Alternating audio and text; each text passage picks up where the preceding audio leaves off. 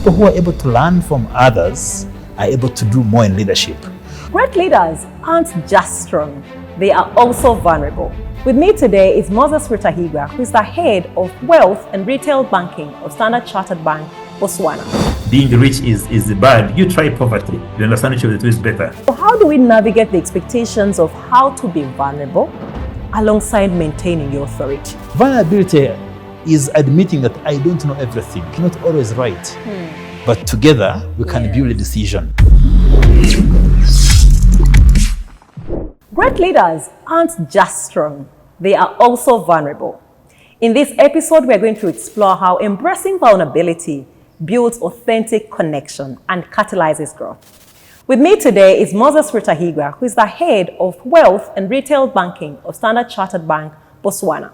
Welcome, Moses. Thank you, Shamim. Happy to be here. Happy to see you. Thank you so much for gracing our moments today. Thank you. It's a pleasure to be here. So, Moses, I believe that you, as a leader that has been on a journey, you have experienced what it means to be vulnerable. Do you think that vulnerability is an asset?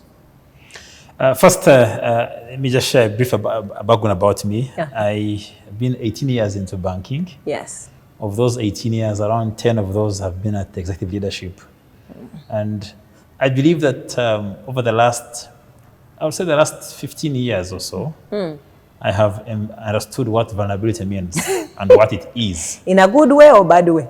It's both ways. Okay. And as the conversation, I believe, evolves, we shall be able to discover what are the good sides and what are the bad sides. Absolutely. But I believe vulnerability is an asset in such a way that in everything that you do, we are human beings. Human beings have an emotional connection, have emotions that they have to build in life. Yes. And they have to ensure that in whatever they do, they're able to connect with human beings. Yes. In that connection, something must give way. Yes. You must be able to let the guard down, connect, and able to engage even teams, colleagues, or even at home. So vulnerability becomes very important, and I have found it critical in my leadership as I grow, such a way that the people whom I connect with more end up becoming long-time friends, even beyond work. Yes. They become people whom become part of my life, even when I leave the roles. Yes. They've remained part of some of my best friends have been with me for the last 15 years because we work together and we connected at a deeper level. So vulnerability is very powerful. So if you think about an era of high expectations, because you see, we are talking about performance, we are talking about setting standards, for example. And I believe that you said something very important in terms of that, which is putting your guard down. And for some people, putting your guard down means losing authority. So how do we navigate the expectations of how to be vulnerable alongside maintaining your authority? I happen to work in a very performance-driven environment. Yes. Banking, generally financial services are largely performance-driven. Yes. But in any sector you work for, performance is at the forefront of what we do. Now, in that environment, culture we've been raised to understand that a leader is an authoritarian, they're in control, and they're in charge. Yes. That means that when the leader enters, you feel their entrance. When they enter the room, you feel them. When they're around, you feel them. It's like when we were young or at home, when our father entered, you knew our father was around. Yes. Because the house has what? Peace. But as leadership has evolved over time, and in my particular sector, and what I found very important is that there are areas where you have to break down and be able to connect. Yes. Let me give you an example. We've been built to understand that the leader knows it all. Yes. But it's not the case. We've discovered that the people who are able to learn from others are able to do more in leadership. For the ability to be able to allow to learn and not know it all means you've got to connect with the people. Yeah. So vulnerability is admitting that I don't know everything. And also sometimes, maybe I'm not always right, but together we can build a decision together. Yes. So decision making is very important, and that means that you have to work with people to develop, to make decisions. Two, even choosing to work on a project where you don't have all resources, you need the help of people, of teams. And in today's dynamic world where you have teams across the world, being able to connect them becomes very important. So in my industry, which is very key, and two key things come out very key around vulnerability. Yes. Number one is not knowing it all. but choosing to learn and be able to embrace and learning from others. Yes. Being able to say, I don't know, and allow the teams to complement your thoughts and still remain in control as a leader. Yes. The second thing is that whereas there could be common decisions, you still make the final decision. But there is something around buy-in, creating buy-in for each and everything that you do. Yes. So that when you are running a project, it's not the leader alone. It is everybody moving with the leader. Absolutely. And therefore the definition around purpose, embracing purpose and shared value in what we are doing, alongside it's me, it's what we know, that's it, becomes very important. Yes. So leaders who are able to be more vulnerable, create a bigger buy-in, and allow teams to be able to embrace what they do. One of the things that I found very important when I'm with a team, I ensure that we understand we are on the same goal, we're going somewhere. All of us in the same direction. If anyone doesn't feel like we're in the same direction, we have to understand why do they feel like that way. Maybe it could be we haven't explained enough. Yes. Or we're not showing them where they fit into the picture. And it's our role. I keep saying our men, not only me, to tell everybody we're going this journey, we're going this way, let's go together. And along the way, you find that the more people you bring on board and the more they have shared purpose, they have a great experience with you. And that then take our results, because results have got to be delivered. It's the BAU of the day. You've got to deliver results. Absolutely. You've got to ensure the numbers are coming in. But can they come in an environment that provides dialogue and shared purpose and growth? I think that becomes very important. So being vulnerable doesn't mean that you don't perform well. You actually do better when you're able to connect with the teams out more. And it's actually courageous to be vulnerable. But as you were talking, I thought about something in terms of navigating these dynamics. Now, you work in a diverse environment. Yes. You've moved into a new environment that you have to understand the food, the culture, the way people behave. How do you navigate that with understanding that, for example, you've gone there as a leader, and there are standards that have been set, and perhaps there are also expectations. How do you manage that alongside recognizing that you're able to say, I don't know this environment, I'm going to do the best that I can. Perhaps I have people who understand all these things that will be able to help me understand the environment and the market within which we are working in. How do you navigate those two? It's a journey. First, I love challenges. I'm a runner. Yes. And runners love going for 70, 80, something that gets you out of your comfort zone. Yes. So choosing to go to Botswana was purely to try and make myself uncomfortable. Yeah. Because when you're back home, Uganda is a good place. Good weather, good people, good food, everything. You know your way around. Absolutely. Now you're going into a foreign country, you don't know anybody, first of all. Yes. And therefore you've got to find your way around the place, the culture. Botswana is a beautiful country. Great people, welcoming, but very different from Uganda. Yes. And anyone who says that you can apply the same experiences here, will be lying to you. You've got to understand the location. Yeah. But I've been shaped by a lesson I picked from one of my mentors at an early age. I have been privileged to lead teams, most times which are older than me, or more experienced than me. And in my early career, I had a conversation with my mentor, and he asked me, "You're going to meet this team. You're going to be their boss." Yes. But they've been there for 20 years. Yes. What will you add to them? Absolutely. They know what they've been doing. They have done it 10 times. What are you going to do different? But I have discovered that as long people, first of all, love to see somebody who is able to connect with them as individuals. When I'm with my team in Botswana, you can't know who is the boss. Yeah. We are colleagues. Yeah. In fact, at the bank, we call ourselves colleagues so that we can break those silos of leadership and bring ourselves to the same level. By doing that, therefore, they get to teach you more. They teach you the culture, the do's and don'ts. And they also teach you where to go, where not to go. And even along the way, you keep learning. But they are genuinely trying to help you settle in because you've managed to connect with them. As the leader, to get in a place where you knew, if you sit in the corner and choose to keep quiet, you will not go far. But when you choose to connect with them at an individual level and try to show that you have come here not as the boss, but you've come here bossing people around. as a colleague. You're with them. I run with them. I am in the morning with them. If it is, if I go to the branch, my team, we eat some food together. Yes. That connection begins building. And then suddenly you discover, they say, boss, you're not leaving yet, first discuss this matter. Yeah. When you go to the branch, sometimes my teams keep me for around 20 minutes, 30 minutes alone with them to try and be able to engage because you've managed to connect with them. Yeah. So when you connect with people at an individual level, it helps everything else. What you see is an outcome of what you've been able to do in your connecting. Moses, talk to me about this running. Because, one of the things that I appreciate about Standard Chartered Bank is the ability for the leadership to support you in your running endeavors. Because I've seen different running events. And sometimes I'm thinking, how come you left me? Because you see, the last time we did something close, we were climbing a hill in Rugeo. Yeah. And, it didn't go so well for me. I still have the photo. It didn't go so well for me. Going up the hill, going downhill, it was really a struggle. And I remember you had to push me up the hill. And suddenly I'm seeing you in different marathons and I'm saying, what happened? How did I miss that? So talk to me. What is this thing about running? What really got you into a place where you got so much interest in running and the purpose it serves for you as a leader?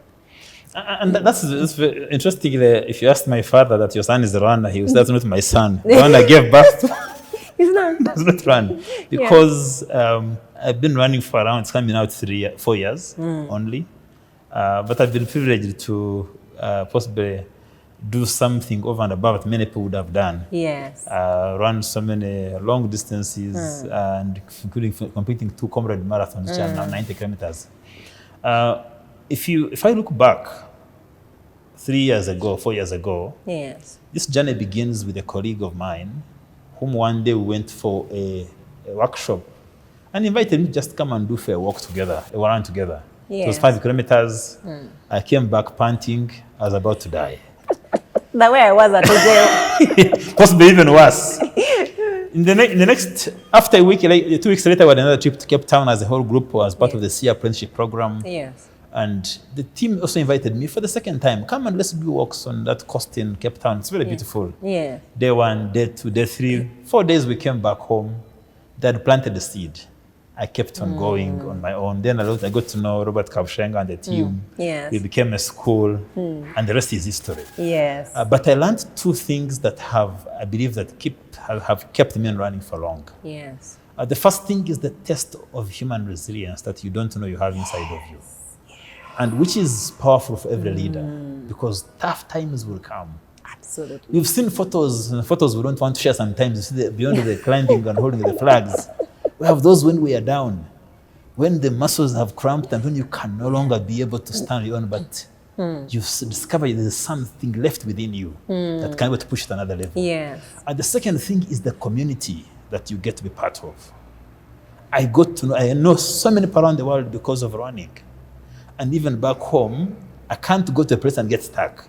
For somebody to be a runner, they will know me because of that. Yeah. So what keeps me, and how is it important then leadership, and which is very key, is that in leadership, running teaches you to lower down and become a human being. When we're on the road, we have lawyers, we have bankers, we have accountants, we have senior people in this country, but we are all runners. Yes. We are all on the same distance. You lower down everything else. You take away that level of corporate ego. Yes. And you focus on being human beings. Absolutely. And the second thing, it shows you that you can't do things on your own. You need others. Other people, yes. On the runners, you need somebody to give you water, somebody to give you this. And when I come to work, then I bring the same energy, same excitement. Yes. I wake up, I run every single day in Botswana, literally every single day. I'm right there alone. So every morning you start from 4 a.m. to 5 I'm on the road, or between 5 and 6. I'm in office by 8. The energy is very strong. But 2, I make so many decisions on the road. Yeah. That idea, that person maybe started into it well, where I lost my thoughts in the conversation. Yes. I get to reflect more. Or where my ego went up, that can go down. And I have found running has made me more humble. It has made me to be human. and it makes me able to connect with teams in a way that maybe another sport wouldn't have helped me. Yes. But it's been a good addition to my leadership. And when I run, just to know that would be a good day.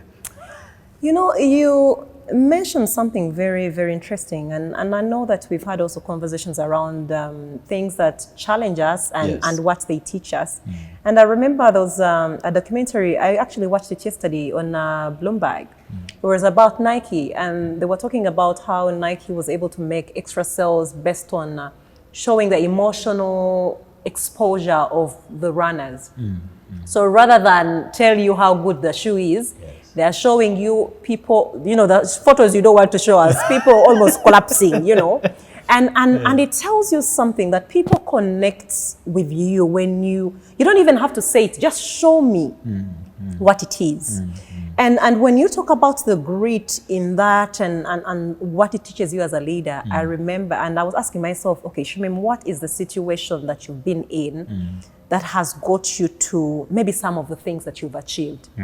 And I remember having a conversation with, when I was still doing my doctorate, I remember having a conversation with my director of studies.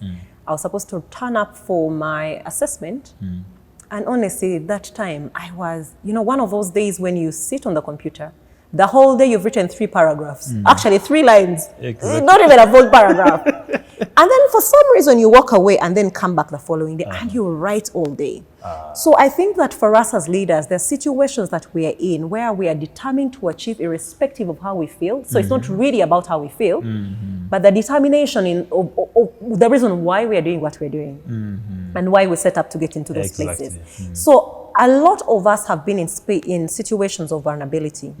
Perhaps some of us have failed to recognize that that's a vulnerable state. Yes. And perhaps we've also thought, I don't want people to see me this way, right? So now what you're saying, that it's powerful for people to see you that way. Now, how do we change people's mindset to see vulnerability as strength rather than weakness? And I think Brené Brown has been one of the biggest champions of vulnerability. And she covers that topic about why vulnerability is not weakness. Yes. But in my learnings from... Dare to lead? Dare to lead, yeah. Yes. And I do believe that the connection of vulnerability and weakness is not something new. It's been something that's been there for a long time. Yes. It's been culturally built for many years, where we see people who are vulnerable as weak and not be able to go far. But I have discovered something that I think is very important that takes away that weakness. Yes. It is a realization that as human beings, we have a process we go through for them to make a decision. Yes. I've got to go through stage 1, stage 2, stage 3 until I arrive at a decision. Yeah. If I do not admit I don't know something and seek for information, then I will not be an authentic leader. Yeah. So how do we ensure that we remove the weakness element? It is, first of all, to be honest with ourselves and understand that we live in a society that has been built around weakness. So therefore, it is, first of all, dealing with our own thinking. Because as long as you can't change your mindset, then you can't change everything else. The second thing is for leaders to be able to show case examples where vulnerability has been used as a strength instead of as a weakness. Yes. Because when I show my team that today was a hard run, doesn't remove my ability to run the next day. I go again. Yes. But they know that I have had a tough day. And at one time as a leader, you cannot hide the weak side. Absolutely. It will show up in an emotional decision you make at work. It will show up when you go and take a step away to cry a bit. They say men don't cry. Yes. But it will show either in your voice in one way or another. I'm a Toastmaster and I love public speaking. Yes. So one day I delivered a speech. When I finished delivering a speech, I was number 2. It was a big competition. Yes. And the lady called me on the side, asked me, I told my son, I know you have not won adjusting yourself. Why? Because you ticked off every box. Yes. But she said something which has stuck with me. Dr. Kristen Navirio, one of the most unknown, amazing leaders on teaching public speaking. Yes. She told me, Moses, you didn't connect with your heart. The words were there. The words were there. everything was there, but we didn't see you break down to be at that level where we also are. So when the leader does not break down, the leader remains there. They do not connect. By you breaking down, it makes me understand you better. Yes. It doesn't necessarily remove my respect for you and seeing how strong you are. No, it makes you authentic, genuine, and real.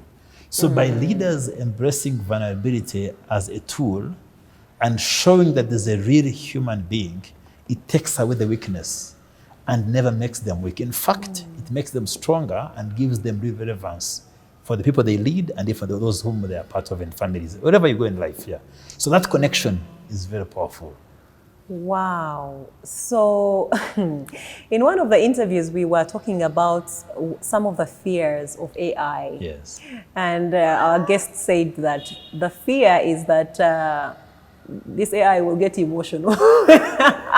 After some time. And you see, now you say something very interesting, because you see, there are a lot of times where we've thought we shouldn't let people bring their wholehearted selves into the workplace. And you know, for me, we've had this conversation before, and I'll tell you, a lot of the times, you know, even with my work, I do challenge leaders. When we tell people we want them to bring their wholehearted selves, what are we saying? Yes. Because you still want to connect with this person and be able to understand. I actually believe that we cannot be empathetic unless we connect. Exactly. There's no way you can be empathetic and have no connection. You must have that connection with people for you to be empathetic, because empathy is calling you to step into their vision, into their space, so you can see things from their perspective. How are you even able to do that without connection? But now, for me, the worry is now, when we talk about elements of vulnerability, I also know for sure now, I've experienced life where you'll sit with someone on the train, in 5 minutes, you know their whole life history in the environments where I've lived. I always tell my open book, whatever you see that is there are no secrets. But you see also, so what I want us to navigate, because there are different dynamics of people. Yes. Now, like I say, I've lived and worked in spaces where you'll sit on the train, someone tells you their life history in 5 minutes, and I'm thinking, oh my God, but this is too much information for me, right? Yes. And we've also experienced, for example, and especially around COVID, I did experience this, where you want to ensure that your team is well. Yes. So everybody tells you their thing, and by end of the day, you become a therapist, and then you recognize, no, this is not what I want to be. Exactly. So how do we draw a line between being vulnerable and oversharing? Because I think some of us have misconception around what it means to be vulnerable. Because I do not want you, for example, if you're going on abrupt leave, to tell me whatever your story is. I think that there should be a level of trust where if you are my leader, I can come and say, oh, by the way, I have an emergency, family emergency, I need 5 days off. And of course, I take the responsibility to ensure that whatever has to be done, I'm delegating the responsibility or giving a report before I leave. What I have seen, and especially in our market, is that people or employees are finding much more reason to explain why they're going away. And even for their PTA, because your paid time off is yours. Why do you have to explain? And I've seen these stories on LinkedIn as well. Someone did actually write a story about it, that they had to explain to their head of human resources why they were going away. I get you. So now, perspective from where you come from and the standards that have been set, because I do not want to know your personal life. Unless you're willing to, I do not want you to share with me. How do we draw that boundary of vulnerability is not you telling me your life story? Everything. How do we draw a boundary and create clarity around what it means to be vulnerable? That for me as a leader, I can say to my team, guys, today we have XYZ that we have to complete by this week. I am not there mentally, and I walk away. And I know that I don't have to explain to them. They know I am saying I am not mentally available. I get you. That means don't call me, don't ask me questions, just leave me to be. Because now you've created a relationship with them. They know when you say I am not there mentally, and that you trust them to go ahead and deliver that.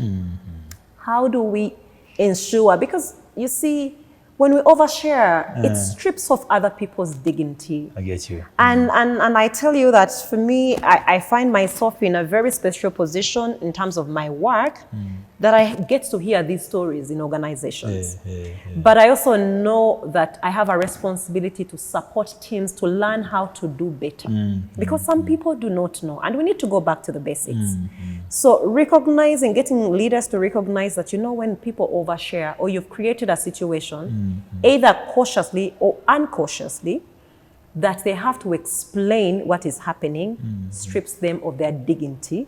Now that is not vulnerability. That is something else. Yes. And you raised something very key, because in the years of my career, I have been in a position whereby you find one of your staff, maybe they're going through a personal problem at home. It could be a divorce, it could be an issue with their child, it could be a parent who is sick, it could even be with them not feeling that they are understanding the role.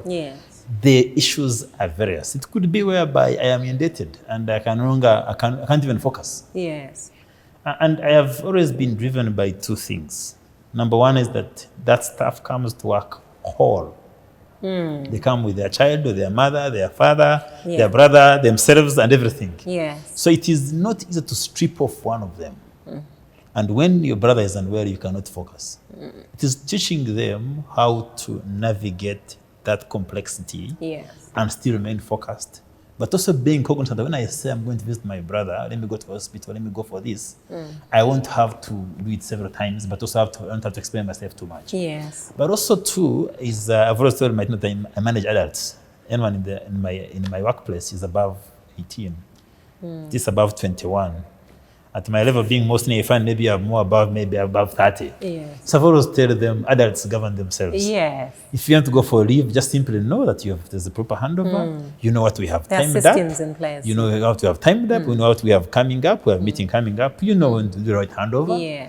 I will not call you when you're on leave. Not because I don't want to talk to you, but because I want to give that space. Absolutely. To ensure that I give you the freedom too. If you want to share, feel free. But don't be compelled to. That's the word. Don't be compelled to. Compelled. And only also share only when you think it's relevant for me to know. Some things are better when kept to yourself. Sometimes. However, not being able to allow it to break you down, that affects your work. Talk to us. And that is why the first counselor you have should be a people leader. You call them people leaders, not managers, because they are leading people. They should be a first point of refuge. And for point of call to ensure they can guide you and tell you, we are almost here, let's do what we can, let's navigate here. So in my view, there are two principles I use. The first one is to know that the person who comes to you wholeheartedly with everything, and then you have to bear that in mind as a leader. But also two, allow them to know that they are adults, they can govern themselves. That puts responsibility on them to manage themselves. But you constantly guide them to ensure that they can have the space to play in. And when they feel empowered, you begin to see leadership coming up. You begin to say, I'm not going on leave. We have this meeting to come up. We have this presentation to do. On their own, not done by you.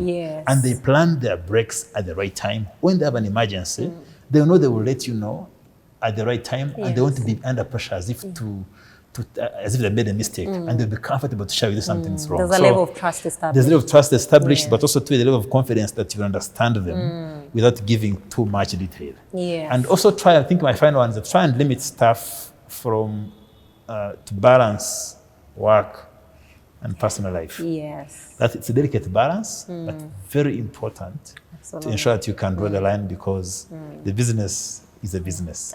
It has goals and objectives, and balance that becomes very important. And the workplaces like mine really embrace a place of psychological safety. People can be free to express themselves if they have a challenge. And there are very many measures that we can help them to deal with that emotional challenge if it's there, to ensure that they can have the right set of mind and be here, and be here, and be free here. Now, this podcast is for leaders. And I'll tell you that one of the things that have been itching for me in my space of practice is, and I've had several people who have either tagged me in a conversation on LinkedIn and they want me to say something, and someone will say, oh, I've got my leader who does this and this, and I often say we need to get our leaders off the pedestal.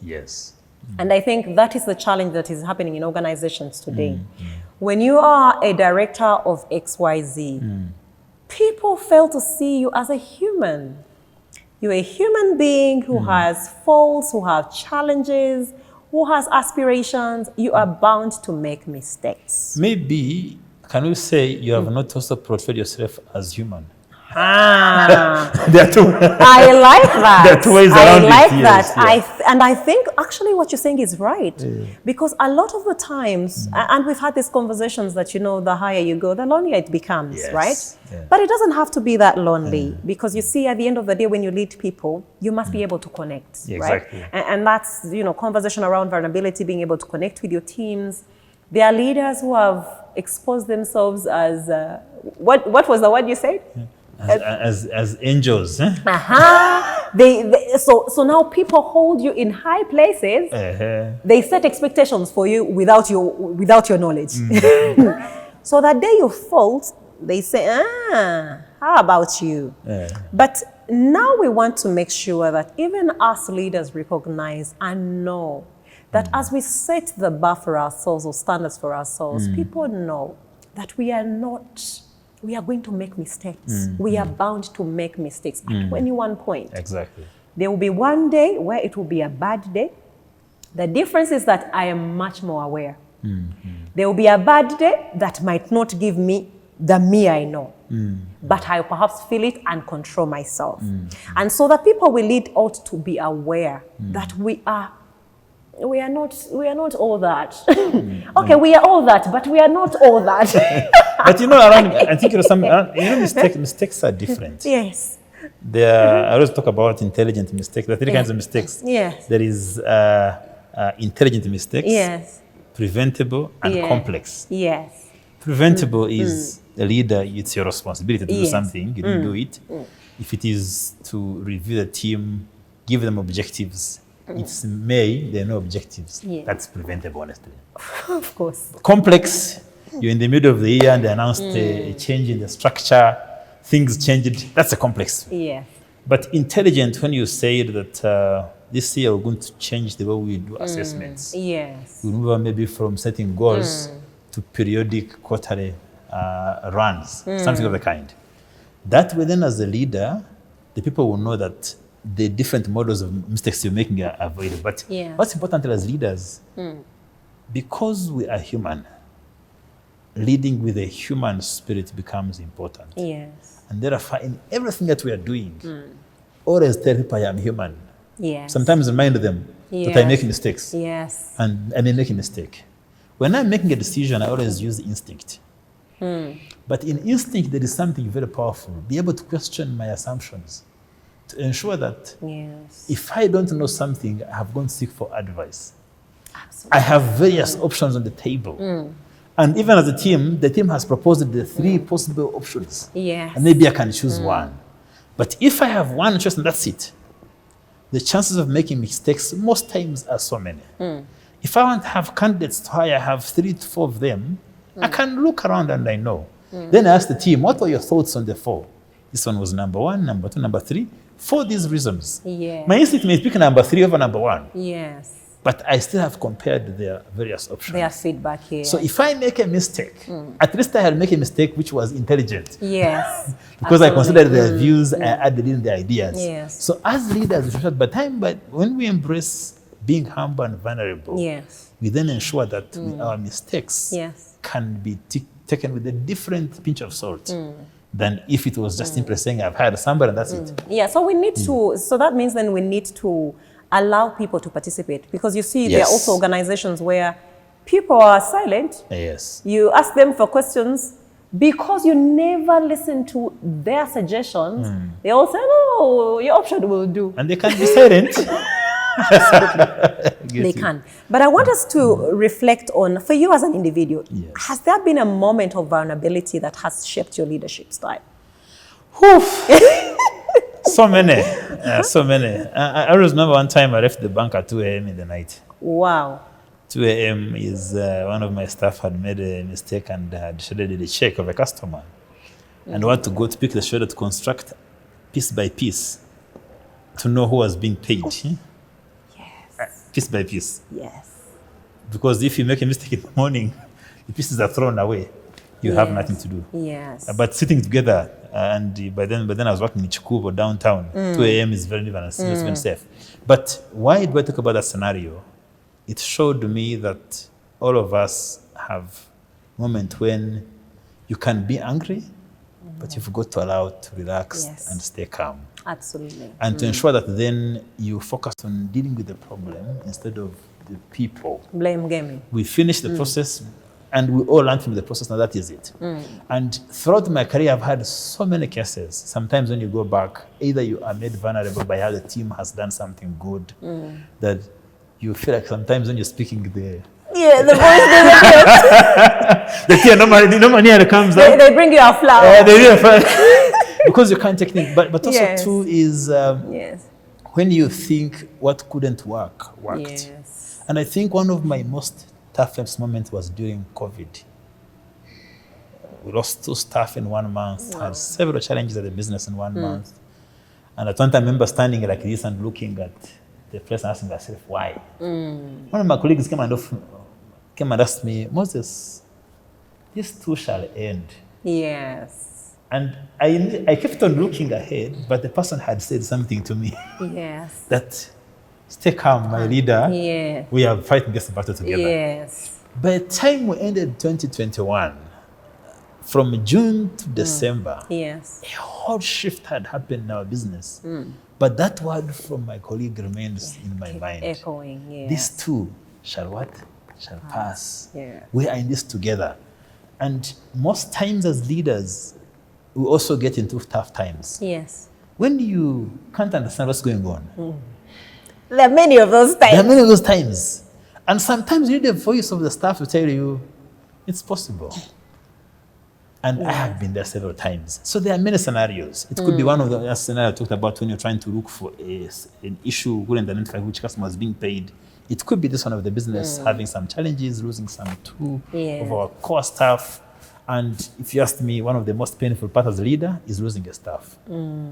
Because that's a member of your team who you're with every single day. Yes. But how the team bounces back and how you as the leader you go through the phase has been very powerful. So personally, I believe vulnerability has been part of my life, and every single day it comes up very key. But I think it also gets better as you practice, because what you just mentioned, and I know there was a month for me that was, one of those months that you recognize there are lots of other challenges that come in. And I remember speaking to my colleague and I said, lately this is how I feel. So now for me, that's letting them recognize that I am dealing with this. Exactly. And I know one day that something happened and I was really upset. And they just saw the way I looked. I held my computer, went into the parking lot. So I think somehow it's like, one of them is like thinking, oh, maybe she's going. And the other one said, no, she can't drive when she's upset. And I think it tells us how the things that we do, our people know when we are not happy. Yes. But they also know what we can do and we can't do.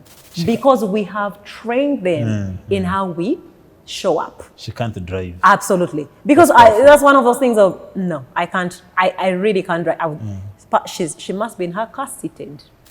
Thank you. So now your people know what it means when you're upset. Yes. Because like we said, we are all human and there are things that might happen.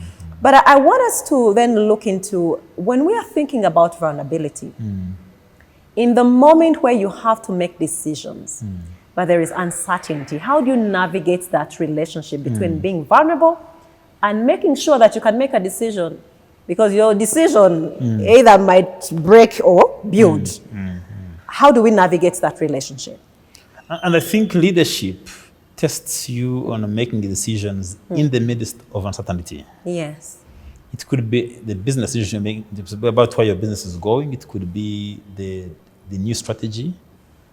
But when you don't have all the dots connected together. Yes. And the position that we hold put us at a higher level whereby you've got to make the decision after all. Whether you have information or not. Or not, yes. Even when you refuse to make a decision, you still made the choice. Yes. So either way. Not to make that decision. Either way you have decided. Yeah. So in decision making, I always use around 3 to 4 areas. The first one is around to ensure I can introspect. and ask myself, where are my thoughts? Where are my own beliefs in this decision? And how do I take them out so that I make an informed decision? Yes. Second one is to ensure that, check how much information do I have. Yes. Most times you won't have all, but you have some scanty information. Yes, that you can build on. And we don't have to wait for perfection. Let's focus on progress.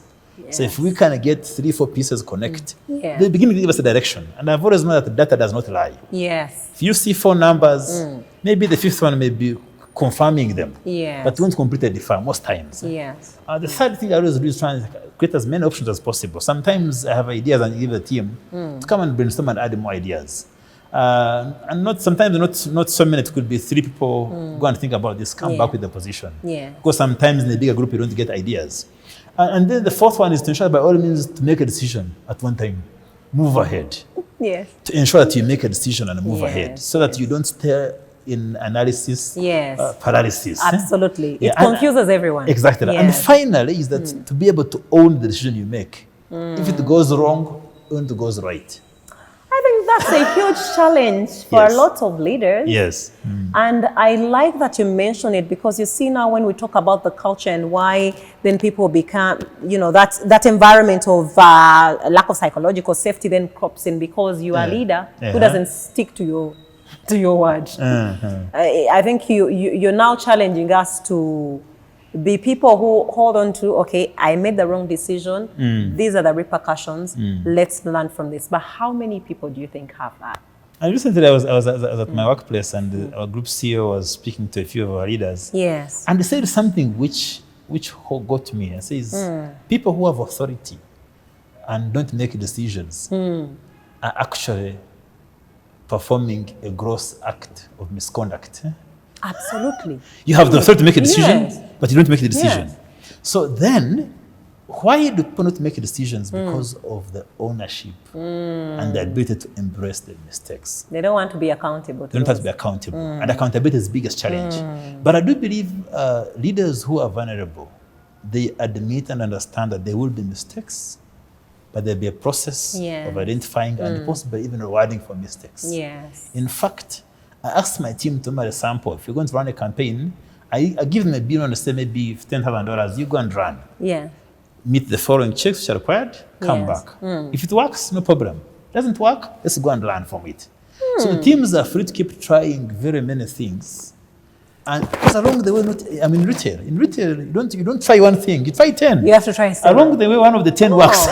So then right in there, how do you, because now I would like to understand how do you use vulnerability to foster innovation and creativity in that space? So which is very powerful. So first of all is to know that I am not the final decision maker. I am not final knowledge, center of knowledge. The author of knowledge. There are various centers of knowledge, and therefore I have to tap into them. Because if you tap into other people's knowledge, then as a leader you're much better. You even expand your influence.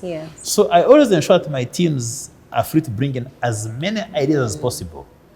And at least before we say they have failed, let's try them out. Okay. Not cancel them and then throw them away. So we try so many tests. And along the way, whatever works, we are good, we go with it. And when it doesn't work, it's okay. There's no one who's going to beat you up. Especially because if there are smaller investments, then you can easily be able to recover. But before you commit to a bigger project, then there must be a bigger thought process. And we even made such a way that we now ask our colleagues to go and convince one person in the team. Take Shamim and tell Shamim, this is the idea I have, go ahead with it. If Shamim is comfortable, the rest of us are. Now, that's a big decision. That's a big decision. It means that all of us have got to trust Shamim, that her judgment is right. And be willing to take in whatever comes out. So in creativity, always ensure teams are free to try and make mistakes and be able to recognize trial and failure instead of celebrating only success. Be able to reward for people who try. And even reward progress. Don't also reward perfection. Reward small steps of increments. Reward people who have turned around, even if it's a 10% turnaround, instead of waiting for a 200% turnaround. So any slight element of progress, even a failure, recognize for it. And so I want to try that even at workplaces, and try that my teams are able to try as many things as possible. And let me tell you, I consider myself a rebel. Not that I break rules, Yes. but I love always looking for how to do things Yeah. in the midst of constraints Yes. that are always there. Yes, That's finding what I a do. way. Finding a way. That's how the job should be as leaders. Interesting. So Moses, I really want to challenge you now because you've told us how vulnerable you are. Tell me one thing, for example, that you or a behavior or a trait that you have that you don't even want your children to carry on. there must be something you said to yourself, but Moses. and as a leader, if you're not emotionally aware Yes. of yourself, Yes. then there is a problem. Yes. You should know that I have the following. I don't call them weaknesses, I call them areas of improvement. Absolutely, yes. And therefore, I have to improve on them. Yes. I remember I try to focus on my strength and leave the areas of improvement beyond. Yes. I speak a lot more. Yeah. Then sometimes I find my way being forced to interrupt the other party. And you might have observed, I've been trying to restrain myself. So because of that, I have kept You on have awareness of improving that. it over time. Yes. And I always tell my children, be calm. Let the person first finish speaking. Yes. And I always tell my children that I am aware of that. Even my colleagues know that when I discover that I have spoke, I keep quiet. Wow.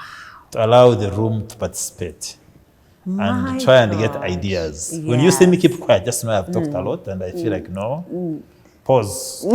Time Bring in the team. Drink some water. And as a leader, I have to be aware of that. Absolutely. You can't say I am perfect. No, you have gaps. Wow. And you have to be aware of them. And you know, it makes a lot of sense that you're aware of it, because if you think about the things that upset people, and especially in a space where they're supposed maybe to meet for dialogue, things as that. I tell you, there are times I say to myself, God, thank you for giving me this kind of career. Because there are times when I sit in boardrooms and listen to conversations from teams of a particular organization. And you'll always see a dominant character. This person is speaking, the other one interrupts. Same person or two people interrupt, and you just see how upset people are. And for me, for the virtue of my work, I observe those interactions, the facial expressions, and I know this person just wants to grab this. But it's so good that you recognize that that's an area of improvement, that even as you still go ahead with it, you become much more aware. Your consciousness always tells you to refrain yourself, restrain yourself from.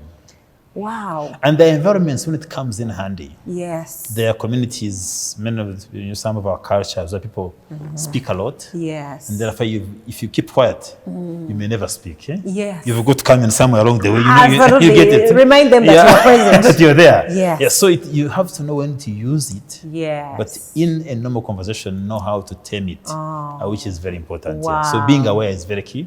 And doing several analysis about yourself to know who you are, what are your weaknesses, what are your dominant characters, what do people see you as, and therefore what do you see yourself and people don't see you. So when you discover those, then you know, you begin to discover some things are real. So, and all my results always come up with some common themes that I know. I'll be energetic, I'll be passionate, I'll be excited. Yes. I don't like I get bored easily, so I always want to. So you discover that becomes then who you are. And that's who you are. You can't run away from that. Wow. Be aware. Yes. Know how to deal with that person when it comes out. Wow, Moses, thank you so much for sharing your story with us. I do believe that a lot of leaders are going to learn from this. Thank you. Because at the end of the day, we want to show people what it means to be a leader and be authentic within our skin as well. Thank you so much for sharing your story with us. Thank you. And once again, a pleasure to be here, and I do look forward to maybe one time being part of the same conversation. Absolutely. Otherwise, keep inspiring and keep empowering leaders to be vulnerable, human, and connectors. Thank you so much. Thank you. All right.